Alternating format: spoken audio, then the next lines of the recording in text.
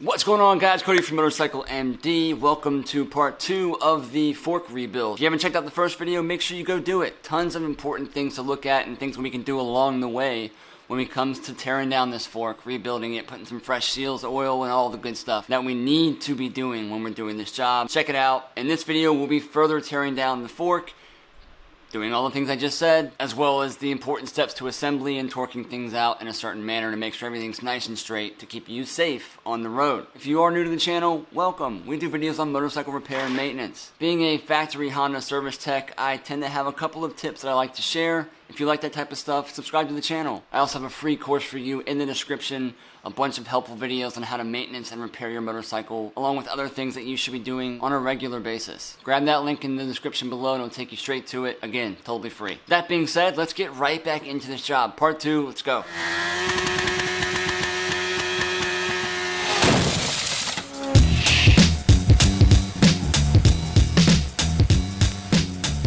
So the first thing we need to do is grab the snap ring that's in there, or a lock ring or retainer ring, whatever you want to call it. It looks just like this. Okay, it's got an open end, it's got some bevels in it, or some spots where you can get in and really pry that end out. I always work on this end first. Don't try to dig in the back end because you want to get these two lips out first. We'll see how crusty these things are. I do see some rust building up. Sometimes when your fork blows a seal, for whatever reason, you bottom out, boom, all of a sudden this comes up. The seal will sometimes override this retainer ring, which can be a real pain in the butt to get that out. You often end up just completely breaking and damaging that just to get that snap ring out because you can't pull it apart with that thing in there. Sometimes I'll take a slide hammer if that happens and try to force down the seal or get on the edge of the seal far away from our slider because we don't want to damage this. It's very easy to scratch this when you're prying like that. But I'll get really close and just kind of hammer down to force that seal down off of this retainer ring. But that's a different scenario. We don't have that going on right now. But just trying to cover all aspects of what you might run into. So I'm just going to, it's kind of hard to get this on the shop, but I just pried that right up, that one end. So that's coming out pretty easily. Go to the other end, if I can find it. There it is, just like that. I'm not prying against my chrome part, trying to stay away from that. Go to this end, boom, pops right out. And there we have our crusty retainer ring. I mean, it's rusty. It's got rust on it. I wouldn't reuse this. I got a brand new one here. We're gonna lube this up with a little bit of grease when we go back down in there. But now that that retaining ring is out, we can pull this thing apart. We gotta crack this bottom section loose. So what we'll do is we'll take this out. We already got it loosened up. Back it all the way out. Underneath this bolt is going to be that washer that I was telling you about. I'm going to go ahead and just open these up. Get my sealing washer. You need to replace this. Okay? Put that in there. These seals typically come with a little bit of grease inside of them. If they don't, a little bit of grease. Rub it on the inside of the seal, or you can use fork oil even. Rub it on the inside of the seal. The main reason why seals go bad in motors, wherever, is because it's just a dry rubber seal on metal and it's being worn in. So if you put a little bit of lubrication on that, that's fine. It may show up on your fork chrome. Keep pumping it until it doesn't and keep wiping it off. I'm kind of getting ahead of myself right now, but I'll probably say everything 5 times like I do in every video. So we'll pop this bolt out, kind of pull it up. There's our bolt there. It's got a little bit of some silicone on it, and you can use silicone when you go back together if you want. I never need to. I'm gonna go ahead and throw my new one on there right now. There usually is a rounded side and a flat side. Usually that's the thrust side is what I'll call it. But we're gonna go down onto the fork. So the rounded edge I go towards the nut, and I may be wrong with that, but the rounded edge I always go towards the nut. Flat edge goes towards whatever force I'm going up against. Okay, so this fork can now be moved. Okay, I can raise and lower this, but it's holding all of our fork oil, so we need to get it out of there. Take this, upside down, you can see fork oil is already coming out of it. We're just going to take this and pump this kind of midway, bring it up, and go back down. The closer you keep it to your dish, the less you'll spill over. We're just going to keep pumping this until it stops slurping. Now, we're going to use this as a slap hammer and either pull this in this direction and down with that direction, but we need to separate these two pieces, and how you do that is like this.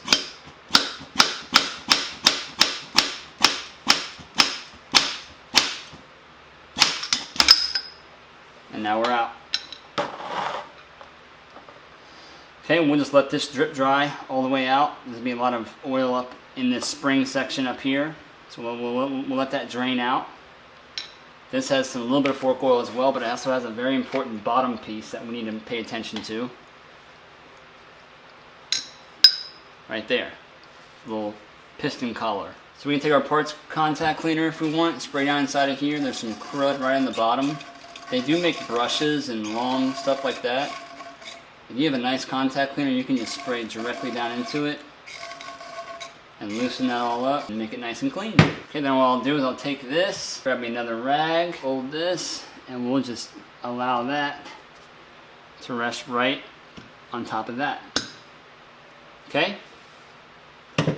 This collar, we want to clean this collar out. There's some crud in the bottom of that, and this piece literally goes on the bottom of that, like that. So when we go back together, we'll go back in a certain orientation so that it doesn't fall towards the bottom. But we'll just let this drain. I'd say give it 5-10 minutes. You can spend your time kind of cleaning this stuff up. We want to get this ledge nice and clean because you can see it's lots of nasty deposits right in there. Grab some, you can use like some Scotch-Brite for this, a little bit heavier cleaning pad. I wouldn't really use the steel wool down inside of here, but I would just try to get this all nice and buffed out and cleaned.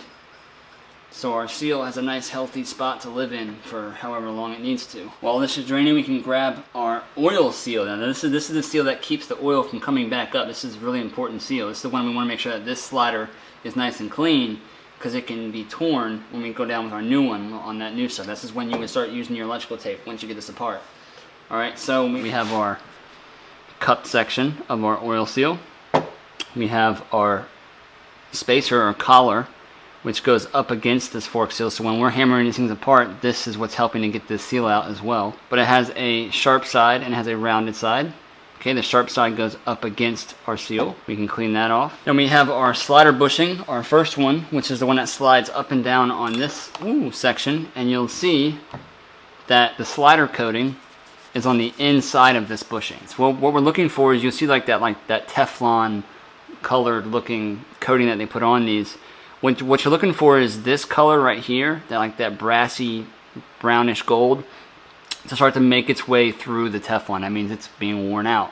These, more often than not, are not the ones that are getting worn out. Usually what it is this bottom one here. Alright, this is the one that I see wear the most on all bikes. Sometimes it's just the right, sometimes it's just the left. But that's what we are inspecting for, and I don't see anywhere, again, very low mileage fork. But if you need to replace it, you can get it off. Now, you need to be careful with doing that. But a flathead screwdriver works really well. You can kind of take it right here and twist, and that kind of opens it up. Sometimes you need a little bit bigger one to kind of force that off. Okay, there's the inside of this. We want to make sure that there's no crud hiding up underneath here. Clean this section off as well. And you would slip your new one on, just like this. And then go on one section and snap that in. Rotate it, make sure it's seated all the way. We're going to reuse those. And we can go ahead and drop this one down as well. It's not worn out at all. That coloration right there, I'm not concerned with at all. Just that inner portion. Okay, we can go ahead and drop our spacer or washer back down as well, flat side facing up towards the sky. And now we can just again continue to wait until that all drains out.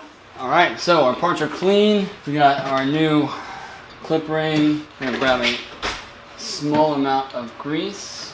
This is our oil seal. There's the cup part. There's the top that we'll be looking at. We'll be seeing that spring. You see the land that we have to kind of beat down on it in the cup part. Holds the fluid back. Putting a little bit of grease on the inside of that lip. We don't want too much on it. It's just a very light grease. Again, you can use fork oil. We have our parts installed here. We can grab our piston that goes in the bottom. We can feed our top tube down, and you should feel that kind of snap in just like it did. I'm going to pull it back out and do it again. It's all the way down. That's down, and then if you keep twisting it, you can kind of feel it pop in like that.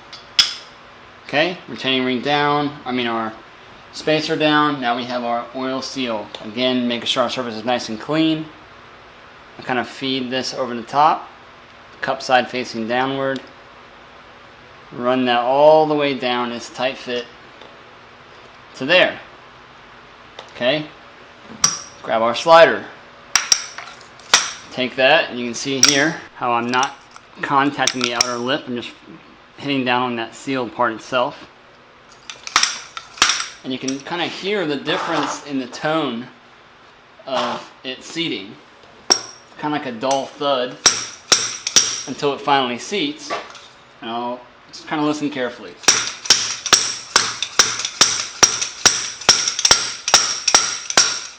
See how that pitch kind of changes? That's all we need to do. I can see my whole land where this is going to sit. Okay, I'm going to take a little bit of grease, put it around that, not a lot at all.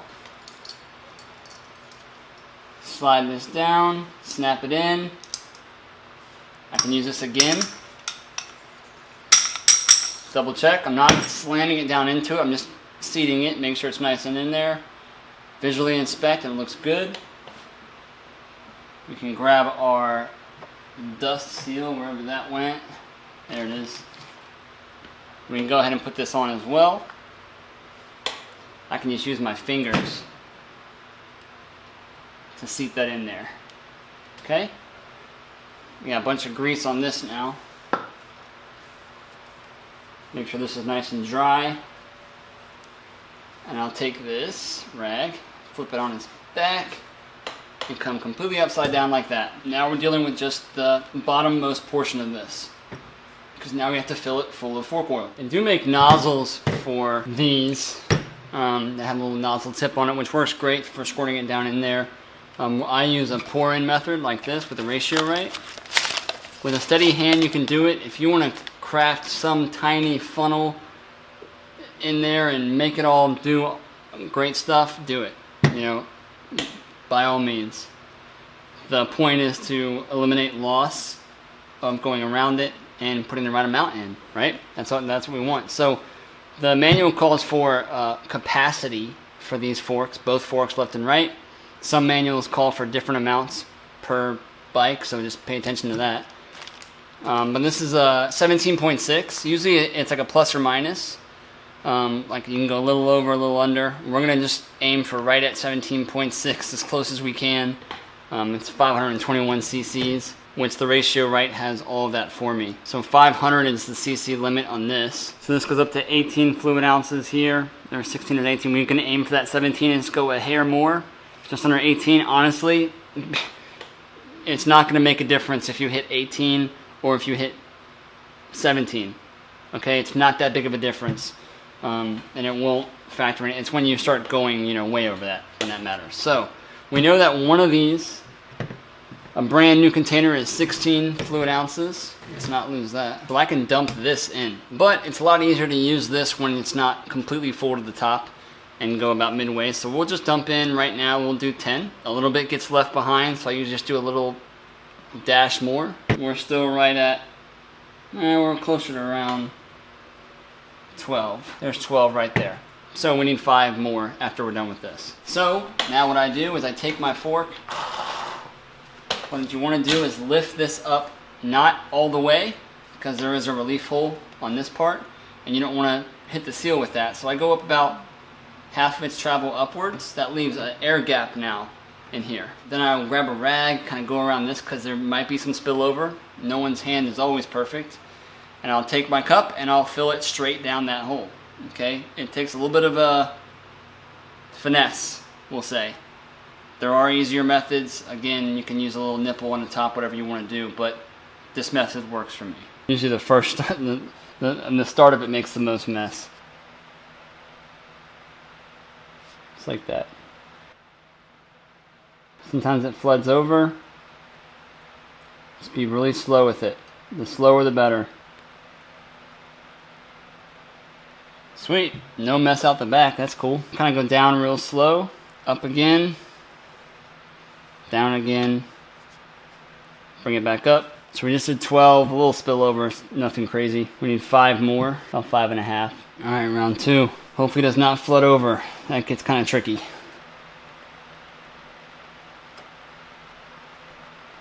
Stop there. It's like it wanted to start to bubble over. Kind of purge that. It is very little loss, very little. If you really want to, you can take just a drop of this, say the amount that I spilled out. There we go. If you wanted to, you could take the top cap off, but again, this makes it a little more difficult to push that and fight the spring tension back on and get it all screwed in and not screw up the threads and do all that stuff. This is just the method I've always used and it works great. Honestly, if I had my nozzle that goes on the top of it, it would be even easier. You just kind of shoot it right down there and just squeeze the bottle and it goes right in. It's awesome. All right. Fluid is in. We can grab our nut that attaches to the bottom rod with our brand new crush washer. Again, if you want to put a little silicone seal just right close to the top, you can if you want. I've never needed to do it. Never had a problem. Screw this in, make sure it is contacting that piston. All right, and once that's tight, we gotta set this in our vise to torque this down. Just kidding. I actually be surprised at how often I use that thing.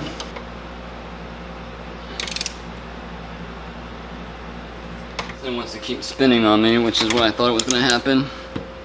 Sometimes it's easier just to hit it with an impact.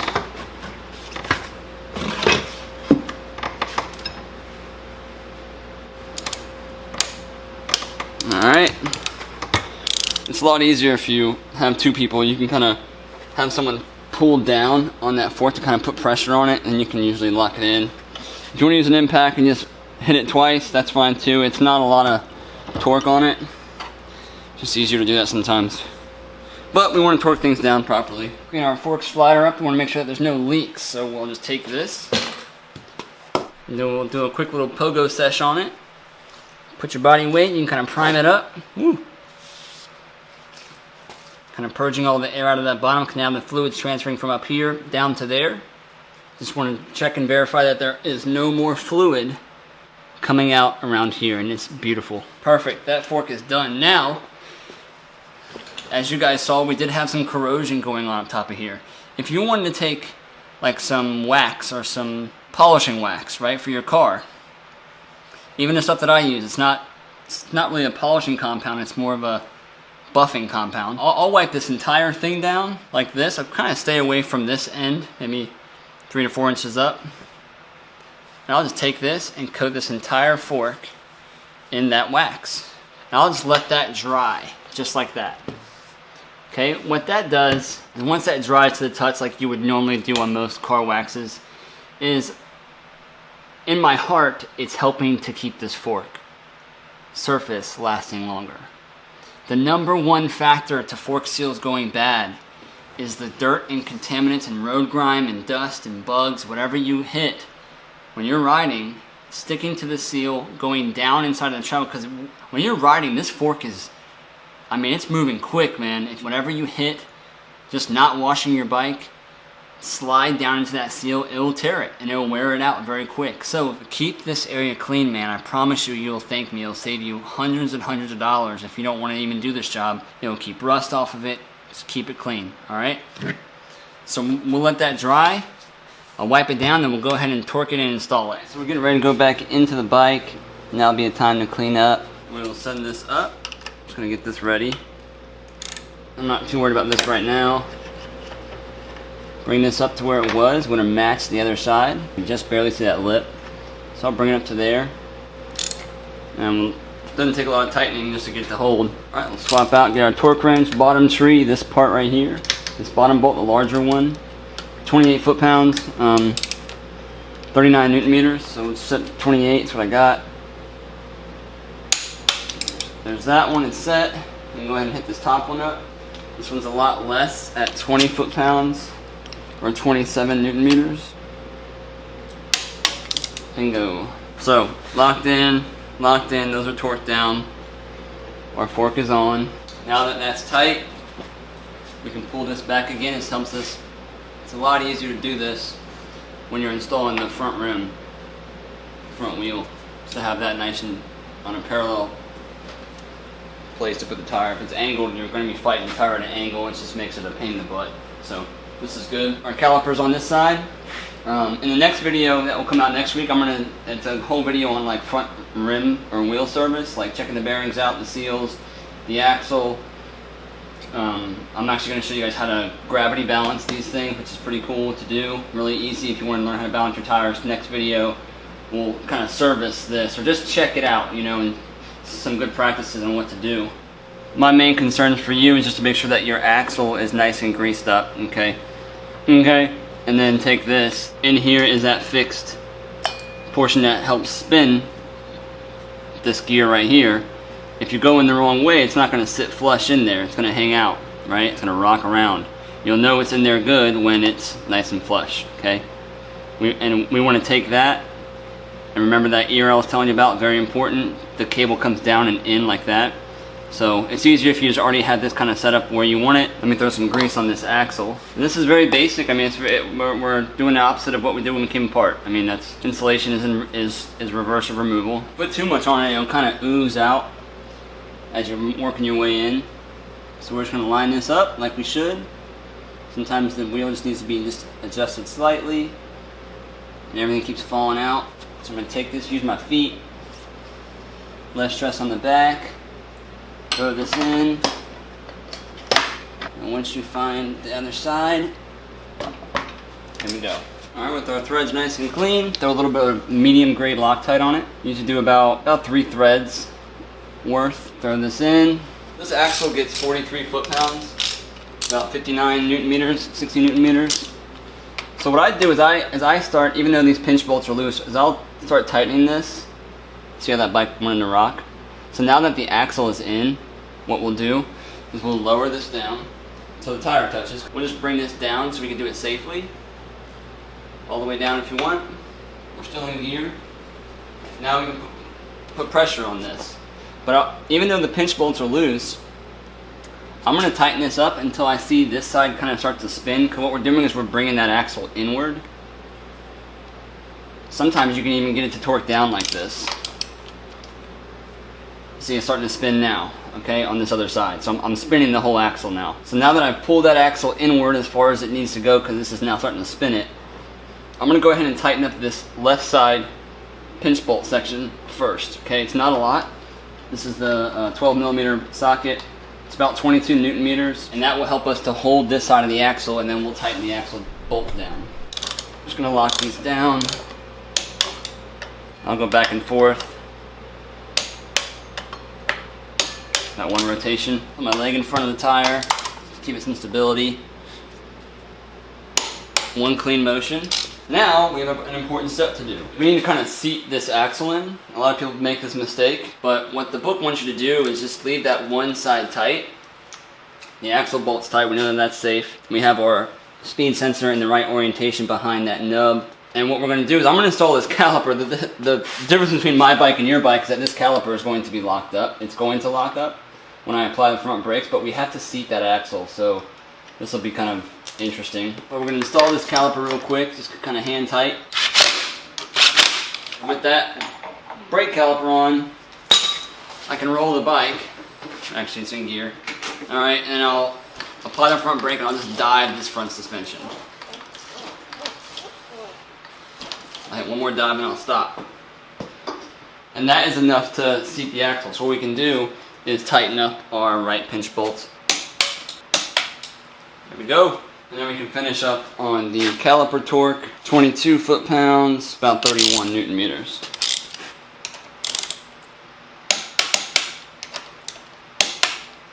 It is getting warm. So that's it, guys.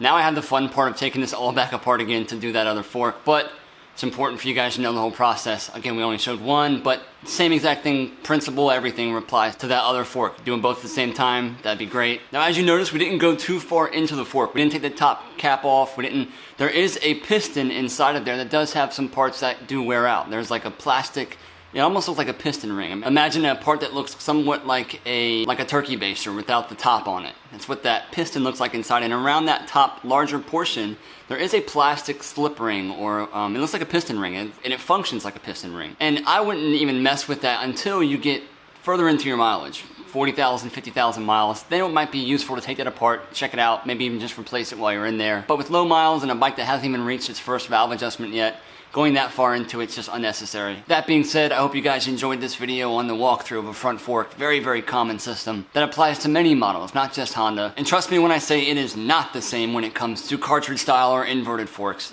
Completely different method, way different teardown process, which hopefully we'll get to cover one day. Remember, if you guys do want more help, in the description is a free course, 40 plus videos that me and my buddy Matt from How to Motorcycle Repair put together for you to help anyone, whether you're new, old, just bought a bike, doesn't matter. But to learn the fundamentals of just basic maintenance on your motorcycle will help probably save your life and save you tons of money. So enjoy that. And until next time, Cody from Motorcycle MD, bringing you guys some quality tips and tricks for your next build or your daily rider. See you guys next week. Later.